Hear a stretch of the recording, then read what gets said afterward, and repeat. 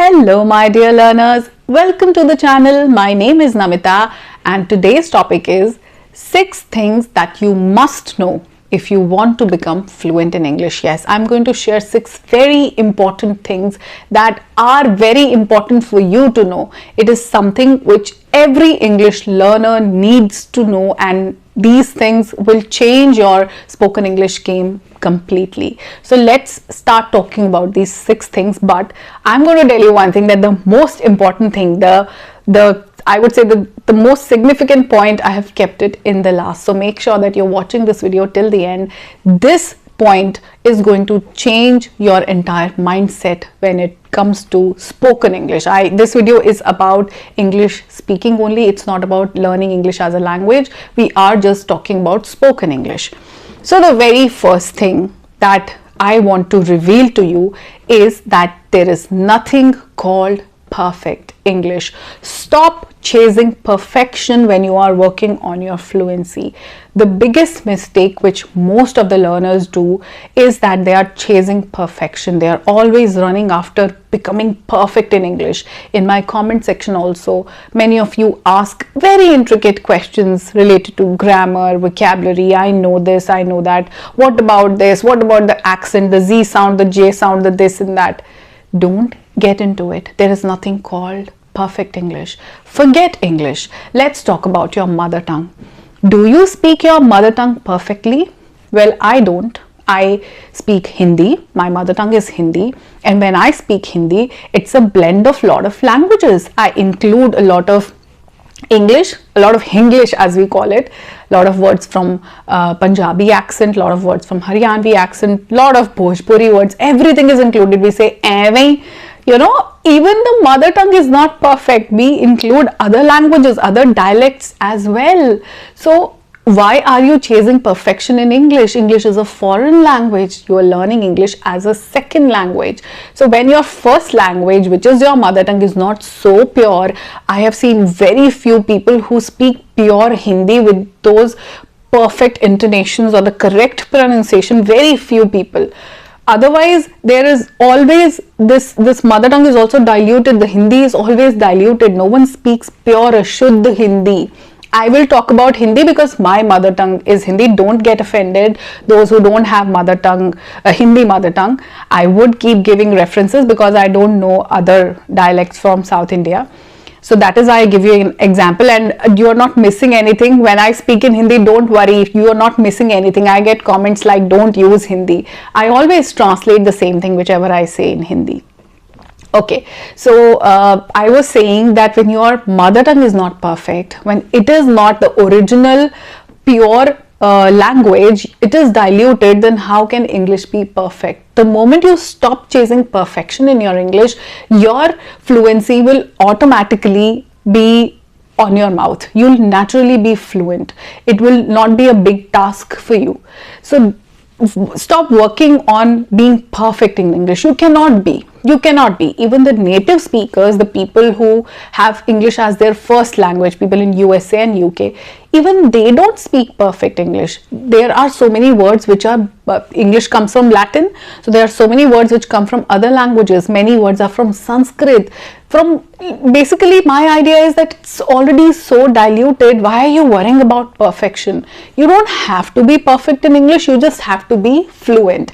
And being fluent means you're speaking English in a flow. You'll speak it in such a way that you're not getting stuck in your words. Your mind is not going blank. You're speaking in a flow. That's it. That's our target. Our target is not to speak perfect English because there is nothing called perfect English.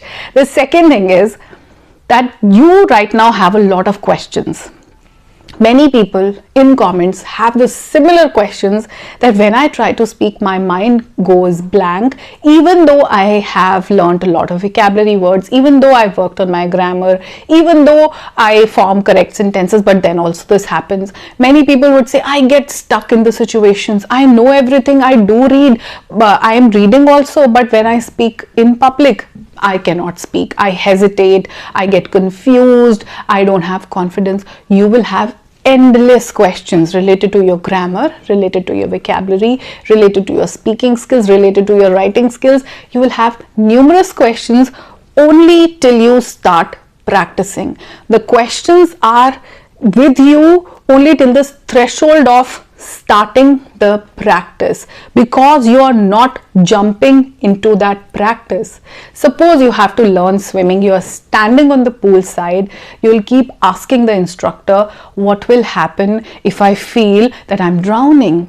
What will I do if I cannot move my body forward? How to twist my hands in a certain way? What about the legs? What is the speed that I need to keep? How can I swim? Every time you'll keep asking questions till you are standing on the pool side. The moment you jump into the pool, you will get all your answers. The moment the water touches your body, you will know that this is how I have to run my hands and my feet, and these are the moments that need to be just active while I'm into the pool. I hope you're getting what I'm saying is that the moment you start practicing English, the moment you leave all the prejudices aside, the moment you start speaking publicly or with yourself, you will not have more questions. The questions are with you only till you are not practicing. Whenever you ask these questions, I know that you are someone who's not practicing. You are someone who's just stuck into the question mode. Stop asking questions, start practicing. The answers you will get automatically. The answers are within you only. The moment you start speaking in English, you will naturally become fluent in English. You're not fluent right now because you're not speaking. Start speaking and see it for yourself. If you're not believing what I'm saying, then start speaking and you will know what I'm trying to say. The third thing, and listen to this one, I'm going to say it loud and clear. In India, English is not a language. It's a skill. Yes, the way everybody is telling you about how to speak in English, the way it has become a measure of smartness, English is not a language anymore. It's a skill. People want to acquire it as a skill because this is something which will get you a job. This is something which will get you a promotion. This is something which will get you a suitable matrimonial option. I mean, English is something which you need to learn as a skill, not a language.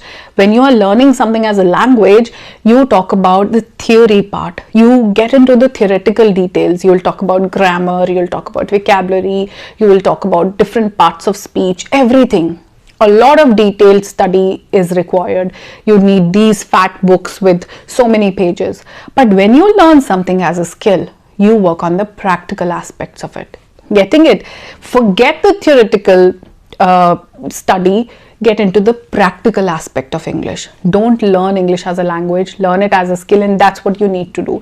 Whether it's related to your profession, whether it is related to your matrimony, whether it's related to your interview preparation, whether it's related to your social skills, any which way, if you want to improve the quality of your personality, then you need to learn English. Yes, I know it's important. So what you have to do is you have to start working on the practical aspect of English rather than theoretical aspect. If you will be focusing only on the theory part, theory includes what? Theory includes grammar, tenses, verbs, prepositions, conjunctions, interjections, nouns, pronouns, determiners, articles, how to do this, how to do that. You will get into the details. It's endless. The study is endless, and literature is also there. There are many famous writers who've written such wonderful books. You have to read them also. You are not going to pursue a master's in English. Your aim is not to do an honors. Those of you who are planning to do it, wonderful, go ahead. I'm saying about someone who's already a professional, who has acquired degrees, who's over 30, 40, 50, 60. Why do you want to get into the theory part? Focus only on the practical part, just like you learn any other skill. So get into the practicality of this skill called English speaking, leave the theory aside, and then see how you become fluent in English. You will not even realize how the words will start flowing out of your mouth. Focus on practical, not theory of English. Okay, now the fourth point is that you will never get a better partner for your spoken English practice than your own self. Because I'm talking about practice a lot.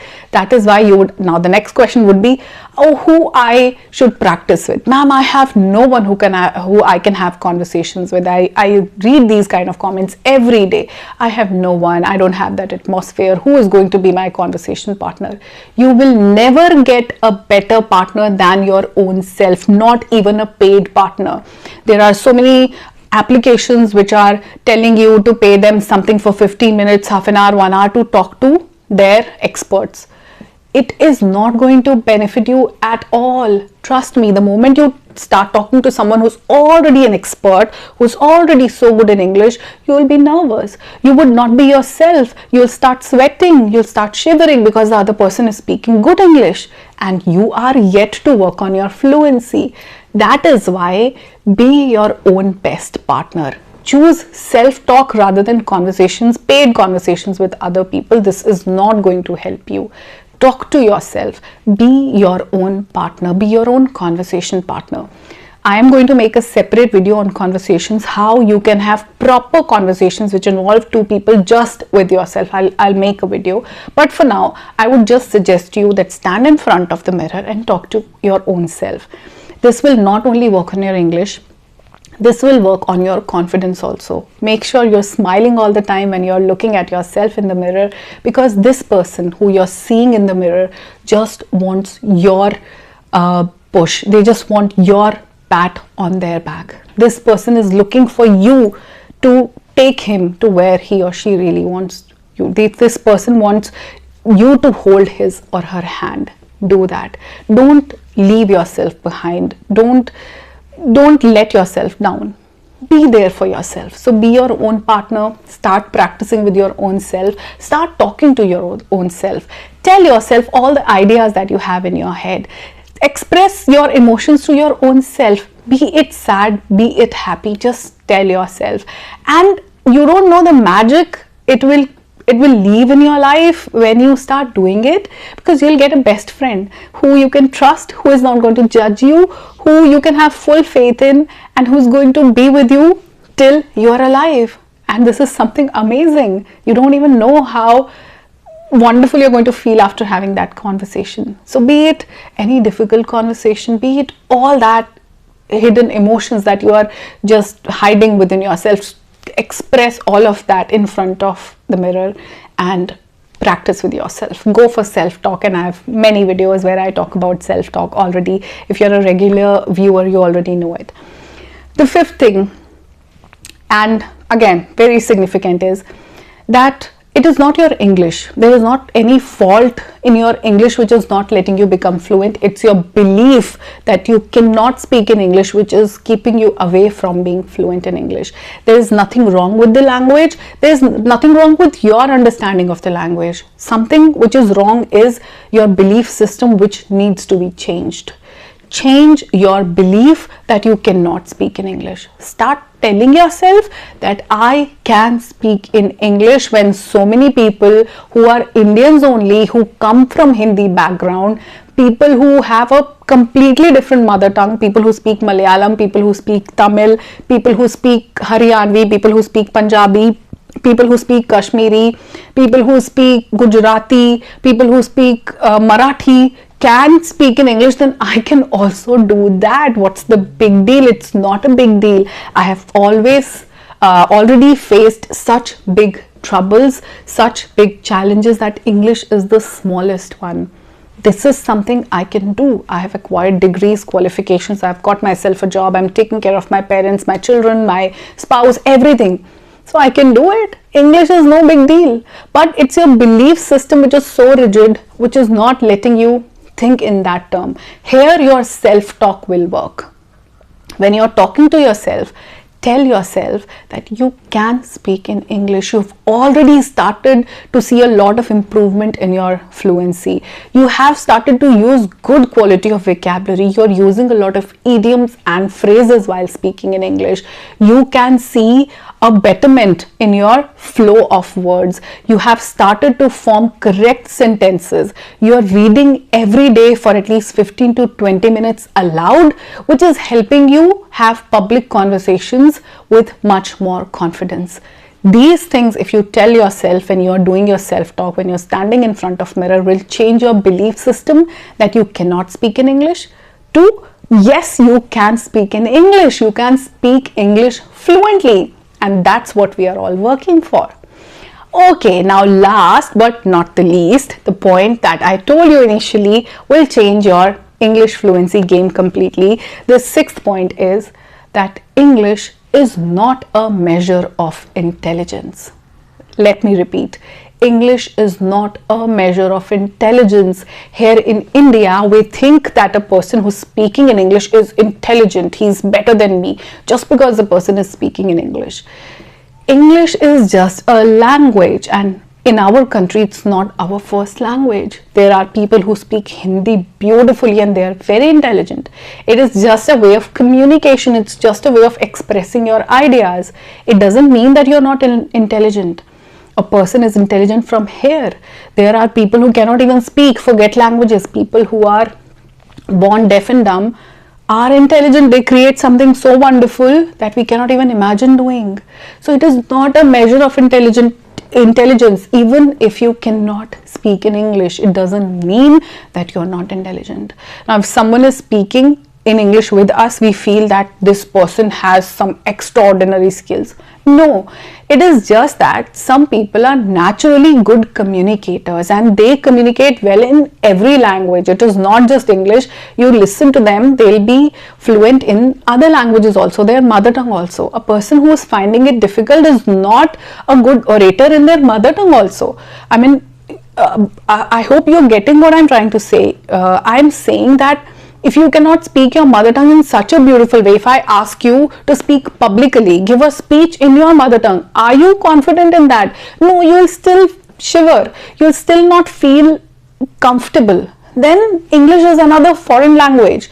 So it is, speaking is, again, eloquence is a skill. Some people have it, some don't, but it is not a measure of intelligence. Intelligence is something based on your skills, your area, your capability, your talent. What are you good at will define your intelligence. And if you can do that thing better than everybody else, then you are intelligent. But are you focusing on that area, or you are somewhere stuck into your English? Don't get stuck into it. Don't think that English is going to be a showstopper. Don't let it be the showstopper. Don't let it be a hindrance in your path. If you can learn it, wonderful. If you're finding it very hard, then choose ways where you don't need a lot of English. It can be a minor obstacle that you can overcome easily. So start working on overcoming this obstacle and start working on building your fluency by keeping these things in your mind. Just practice. I mean, the crux of this video is that you have to focus only on practice. The moment you start practicing, you will stop asking questions. You will become fluent. If you have decided that you have to start speaking in English fluently, of course you can do it. On this positive note, I'm going to end this video. I wish you all the best with your fluency. Yes, you can speak English fluently just like many other people can. Take care of yourself. Keep practicing your English all the time. Bye-bye for now.